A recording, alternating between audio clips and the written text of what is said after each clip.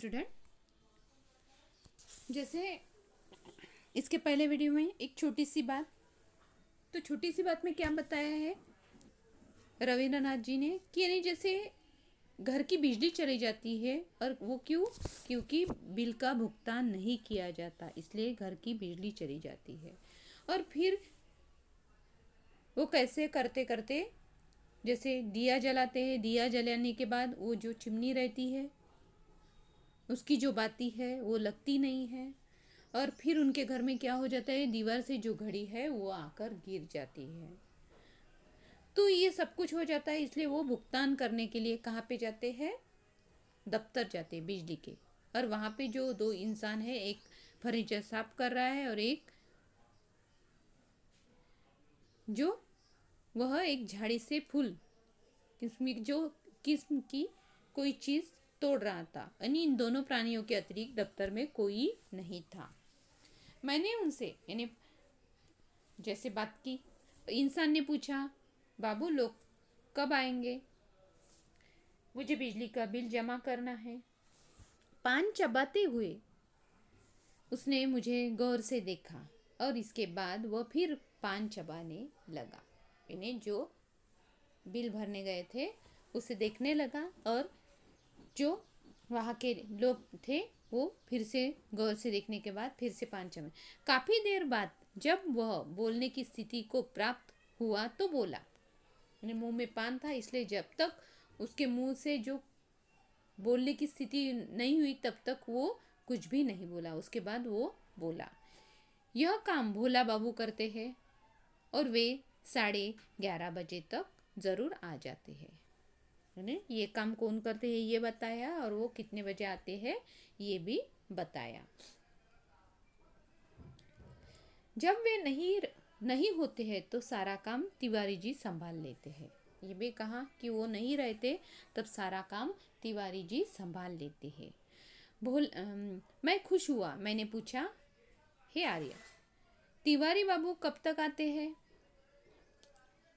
भोला बाबू के आकर चले जाने के बाद, यानी पहले भोला बाबू आ जाते हैं, फिर भोला बाबू चले जाने के बाद तिवारी बाबू आते हैं। पर दफ्तर तो 10 बजे खुलता है। नाराज क्यों होते हो सरकार?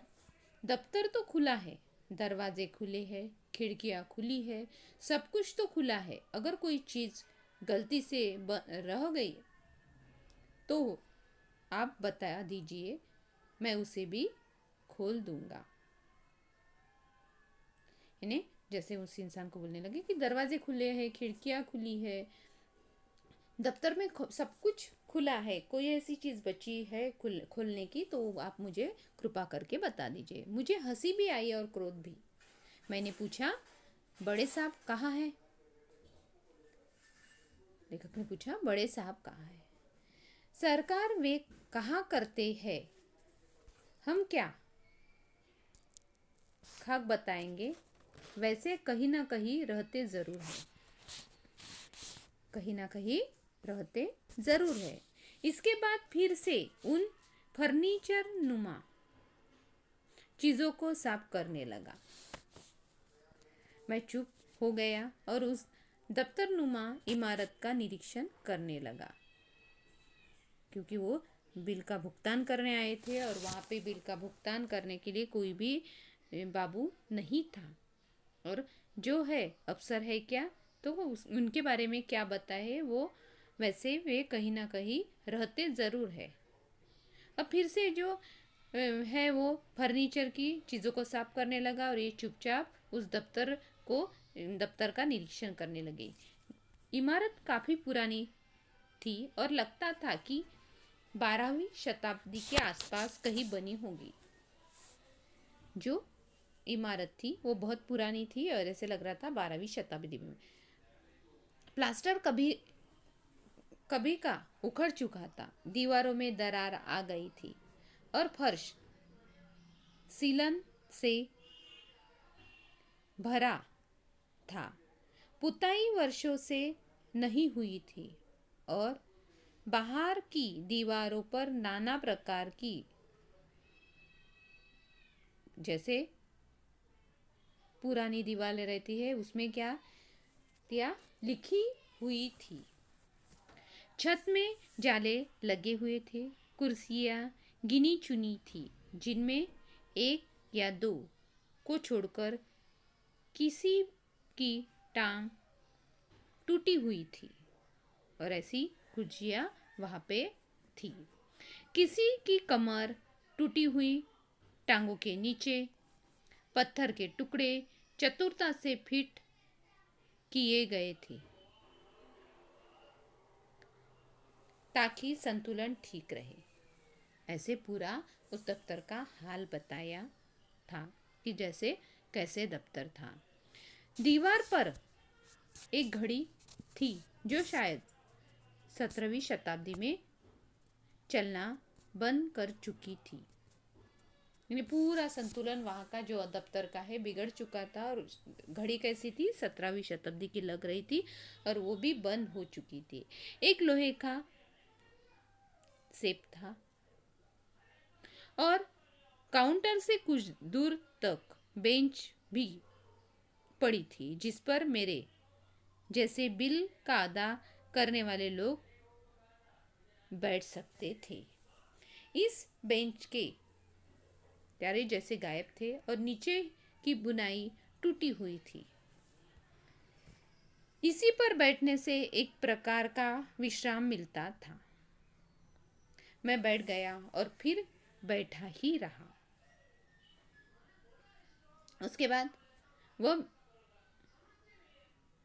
बेचैन इतनी प्रेमी किस्म की निकली कि उस पर एक बार बैठकर फिर उठना काफी कठिन साधना लगी। यानी एक बार बैठने के बाद फिर दूसरी बार बैठना या बैठकर फिर उठना वहाँ पे क्या हो गया था, कठिन लग रहा था। 11 बज गए, कोई नहीं आया क्योंकि बाबू कितने बजे आने वाला था, 11:30 बजे। अब 11 बज चुके थे और कोई भी नहीं आया था।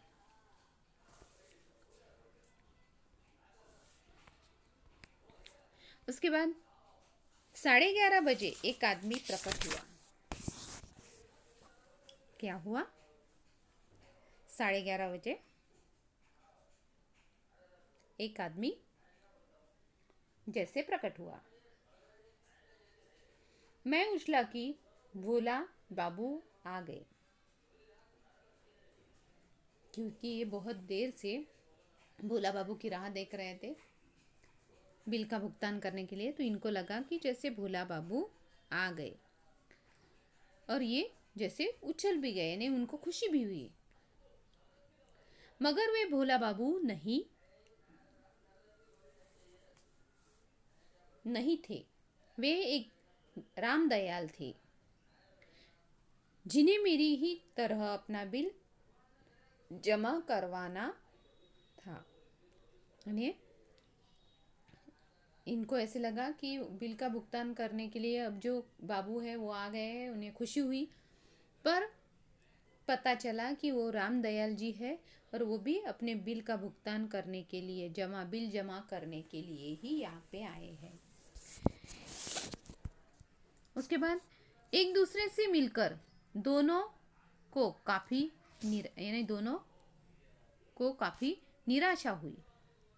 इसके बाद हम दोनों उस बेंच पर बैठ गए।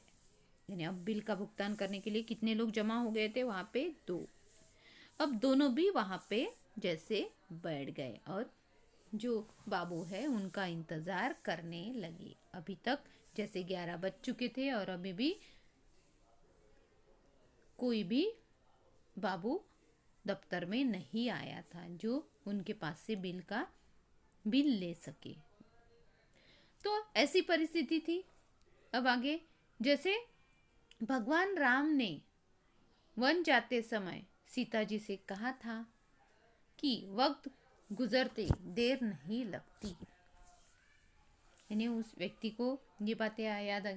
भगवान राम ने वन में जाते समय सीता जी को कहा था कि वक्त गुजरते देर नहीं लगती। ऐसी बातें याद है। मैं वही चौपाई याद कर रहा था। यानी जो दोहा है राम भगवान ने बताया था सीता जी को कि जैसे वक्त गुजर जाता है, वक्त गुजरने में समय नहीं लगता, और वही जैसे राम जी ने जो बताया था सीता जी को, वही वो याद कर रहे थे, वही दोहा वो याद। बहरहाल धीरे धीरे वह सुखद स्थिति भी आ गई। क्या हुआ? कौन सी सुखद परिस्थिति आ गई? कि जबकि दफ्तर के बाबू लोग आ गए, क्योंकि अब कितने बज गए थे? शायद से 11:30 बज गए थे। और ऐसी सुखद परिस्थिति भी आ गई कि दफ्तर के जो बाबू है वो भी वहाँ पे आ गए। और जैसे इतनी देर से जो बिल का भुगतान करने आए थे, वो कितनी देर से बाबुओं का इंतज़ार कर रहे थे, और वो सुखद परिस्थिति अब उनके सामने आ चुकी थी।